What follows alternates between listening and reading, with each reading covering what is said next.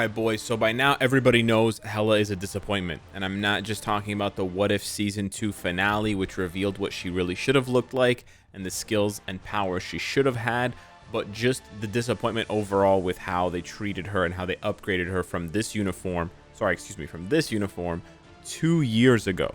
They waited 2 years to drop the most mid shit ever, but I'm not here to dunk just on Hela. No, I'm here to ask a more important question and to kick off a more important conversation. Has Marvel Future Fight given up on reworking characters? And this is a really important question because depending on who you talk to and depending on your philosophy about the life cycle of video games, there tends to be a turning point for video games in terms of their life cycle when devs decide that it's no longer monetarily incentive. There isn't enough of a monetary incentive, a financial incentive to rework characters. And they rather just focus that time and effort and energy on new sales in the shop, which unsurprisingly, there have already been 3 or 4 new sales in the last like 2 days. Well, in the last week cycle, we've seen, 3 new packs that we've basically never seen before. 2 of them I covered on the live stream, and you're looking at 1 there right now. So yeah, I don't want to talk too much about the monetization. I don't also want to bring you guys, not bad information, but really negative information on what is this, the 3rd of January, 3 days into the new year, and I'm already like, MFF's going to shut down. That's not what I'm saying. That's not what I'm saying. I don't think MFF is going to shut down. I just think that maybe the devs have decided, you know what, the rework characters after we release them, ship has sailed. And I'm here to argue that it shouldn't have sailed, ever, and that they should keep reworking characters because it is actually a net benefit for them. It keeps players interested for longer. It brings back players who leave after a bad update, because there's always those types of yo-yo players where they come back for a really good update, and then as soon as there is a bad update, they leave. And then when there's another good update, they come back. And so I don't know why they don't have someone on like rework duty, essentially, because it's actually really easy. It's actually super easy, and I'll prove it to you if we take a look at the last time, basically the last time that they genuinely reworked a character, which was, as you can see here, August 8th of this year, almost 6 months ago, right? Basically the rest of August, September, October, November, December. So 5 months. It's coming up on the 5-month anniversary of when they genuinely reworked a new character. Now, this was the mid-month update. This was a mid-month patch releasing Kang, and then the seasonal uniforms for Luna and Mysterio. And then this is when they reworked Odin. And the thing I want to highlight here is the rework for Odin was not really all that difficult to do. I mean, obviously I don't work on Netmarble. I don't know what goes on behind the scenes. Perhaps testing a character is more difficult than I think, which is kind of sad, because shouldn't the devs who make the game play the game? I don't know. But they basically just increased the hit count and reduced the lightning damage. Increased the hit count, kept the lightning damage the same. This is not like a huge change, right? We're not asking you for the sun and the stars and the moon. We're not asking you to change animations or add animations or any of that jazz, right? We're just asking you to tweak some hits. That can't be that hard. There's no way that that's so hard. And then they just increased the hit count on his tier 4 striker skill.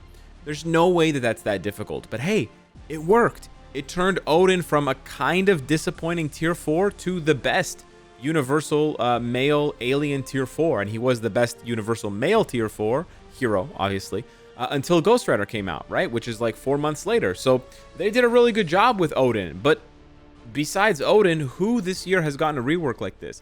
We've had some minor tweaks for characters like Sharon Rogers when she came out, but of course Sharon Rogers is like, the baby girl, the firstborn of Marvel Future Fight, so obviously she's going to get reworks. But what about everybody else?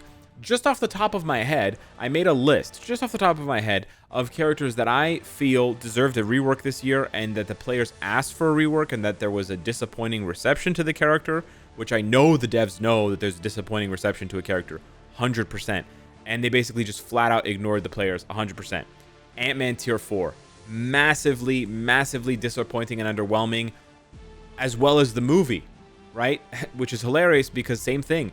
The Kevin Feige and the Marvel MCU guys thought that Ant-Man Quantumania was going to crash the box office and just destroy and do like mega numbers, a billion plus, and it tanked, just like the update. Just keeping it to tier 4s, right? A lot of us asked for a little tweak to Doctor Strange, not a big one, but you know, it's hard to deny that these tweaks are necessary when you take a uniform from more than a year ago and it basically does the same damage. Like, what is up with that? And if you're gonna make the argument that, oh, like, well, Doctor Strange is not at his full power until he has the full team up collection, Alex, because it adds an extra 10% pierce. Well, yeah, but it adds an extra 10% pierce regardless of the uniform. So that's kind of a problem, right? And then again, just sticking with tier 4s, a lot of people not really happy with how they didn't say anything or do anything about Loki's tier 4. Loki's tier 4 ability, right, literally states that the misdirections he creates, which, by the way, you can't even see the misdirections. You can't even see. There's not even like an icon with a number 8 that goes down as you get hit.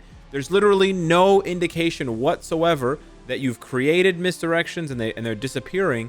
And then you have to get hit and they have to disappear in order for you to get these buffs. That is so stupid because the majority of the game nowadays is played in iframe or in positioning to dodge attacks because you don't want to be hit. Because there's literally game modes that these characters are best for, ABL, where getting hit reduces your score. So the hell did you make this for? What the hell did you make this shit for? And then people go ahead and compare Loki to Thanos, who's a seasonal uniform released months earlier, and he's like so much worse. So it's like, what the hell are you guys designing these characters for? Again, MCU characters, but whatever. Basically, all the MCU characters this year were a disappointment, and Hela being the third big one. Loki Disney Plus, Hela Disney Plus, Ant-Man MCU, but to an extent, even Captain Marvel, right? Her her artifact wasn't working. They had to fix that shit. The only pseudo MCU property that they didn't screw up this year is Miles Morales, and that's, again, it's not even, you know, MCU. So it's actually pretty crazy, and that's not even touching on tier 3s. Wenwu, MODOK, Kraven, Rocket Raccoon, Groot, Spider-Man 2099. You know, all of these characters so disappointing. Players begging for any kind of buff to these characters, and the devs just like in La La Land, Sister Grimm. There's so many, dude. Oh my gosh, Spectrum and Miss. This is a joke, dude. Like, this is just garbage, bro. These characters are garbage. Like, you can sort of make an excuse when it's a new character. It's like, oh, it's a new character, right? They don't have to be that good. You know, they're starting out fresh, right? You don't expect a no uniform Sylvie to compete with, like, you know, a multiple uniform Crystal character with a seasonal uniform. Sure, right? I mean, it's God forbid you give us another Polaris. We would love that too much. But for the characters that are getting multiple uniforms, what's the excuse here? Right? Like, what's the excuse here, guys? There's no excuse to make these characters bad. I mean, it's not that there's no excuse to make them bad. Maybe they make a mistake, okay? Nobody's perfect. But to ignore the players, right? And you know, as well as I do, that in April of this year, they're gonna come out with a dev note, right? I go over to my channel and I type in dev note, and we're gonna see one, right? 8 months ago, there was a dev note. When was that? Let's take a look. Was that right around the end of April? Right around the anniversary? Let's take a look. April 21st. What a huge shocker, guys. Wow. The devs must be listening to us because they're coming out with these dev notes. Hey, guys, guess when the Nether dev note is going to come out? Let's see. When was the last time I posted? Okay, 1 year ago. What the hell? 9 days ago. Brother hub. All right, well, you guys know the meme here. The other dev note was released right around Black Friday. I don't know why it's not popping up. These are dev notes from years ago and other not even related. YouTube search is really bad. We're not going to get into this. But basically, yeah, that's when they're going to drop a dev note, right? And of course they're listening to us, but character reworks are kind of important, dog. It's not the, you know, most important thing in the world here, but it's kind of important. And then you look at this, right? You look at character ranking. What about popular character ranking, which is apparently refreshed once a day? Wow, let's take a look here. Loki, top 3. So you sort of have the spectrum, the whole spectrum here. Hela is in the top 5 as well as Loki. 2 of these characters have been requested by the community to be reworked, and the reworks were completely ignored, right? You keep scrolling down the list. Rogue is bumped up, whatever, because you got a new uniform, sure. You keep scrolling down the list. Odin. So what's the deal here, guys? Please try to explain this to me. Why did you rework Odin, who is less than 2% popular, right? And not Hela and Loki, who are triple his calculation. But okay, sure. Let's not go recent. Let's go overall. Let's look at overall popularity of tier 4s, right? Like, 11% of the players in the game have Jean Grey tier 4. I think that's what that means, roughly. Okay, that's great. That's great. Let's scroll and see how popular these characters are. All right, and of course, how you get the character matters in their acquisition, which is why, like, the native tier 2 characters are further down. Look at this. Loki is 20th, and Odin is 23rd. I'm not going to split hairs here. You're talking about 0.2%. That can't be more than, like, 10,000 players. But seriously, like, what is the deal? Explain this to me. Is it because Loki's in the MCU and he's going to get more uniforms? I just don't understand. If the character is less popular, why rework them? If the character is more popular, why not rework them? It just doesn't make any sense. And look, lo and behold, Doctor Strange is basically just as popular for being tier 4 as Odin. He's also a native tier 2. It don't make no sense, right? Ant-Man down at the bottom here, not a surprise. Hela down even further.